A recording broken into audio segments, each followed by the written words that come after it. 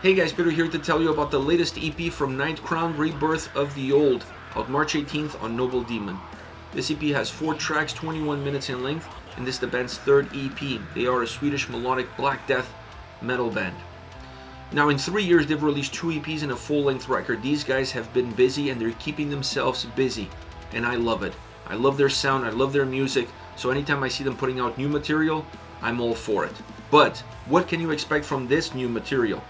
Well, out of the 4 songs, you have 1 cover and 3 remakes in English. So when you look at the title, Rebirth of the Old, it really represents the songs in it, because there's no new material here. These are all remakes, technically, of songs that have been previously released. And the EP starts off with Born of the Flickering, Old Man's Child cover. The original came out in 1996, and this one obviously has better production, better sound, cleaner experience all around. But the original is still there. You can still find it there, and it's very easy to find. When you look at the original and you look at this one, I feel like the original was a lot heavier than this one, but this one has a bigger sound, a bigger experience, a lot more epic, almost cinematic at times. It's an absolute beast of a track.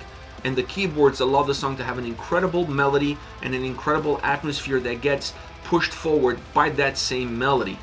I just love how this song turned out. I love the original, but this is a phenomenal cover that stays very close to home, but it adds the Nightcrown DNA to it, allowing it itself to make it almost feel like one of their own songs as well. Next you have Rex Tenebrae featuring Christian Avelstam on vocals, and this song feels very dynamic when you compare it to the original track on the previous full-length album. Especially vocally, the way it moves, it's very different. It feels more unstable almost. It feels more volatile. It has more peaks and valleys. It definitely creates more movement all around. It still has a very cinematic experience to it. It still has a very cinematic sound. It has this massive experience that just feels like it's always growing and expanding, both musically and vocally. The drums sound thunderous, but it's a roller coaster ride as far as sound and power is concerned. I love this version of the song because the dynamics between these two vocalists really changes the perception of the track and gives more life to the song all around. Next you have Shackled. The original was Fjättrad, a song that has a dark atmosphere, and that dark atmosphere gets buried between the heaviness and the melody of the track. The English vocals and lyrics makes this an easier song to digest. The original was my favorite track on the full-length album, and this song becomes a very close second to that because I didn't feel like the English vocals or lyrics had an impact that changed the dynamic or changed the atmosphere of the song.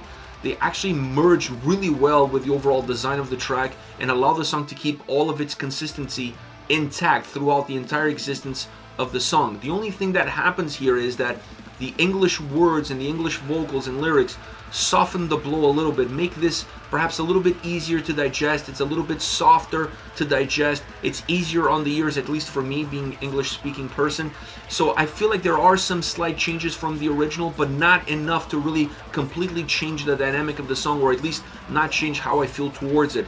The original is still my favorite, but this one is a very close second.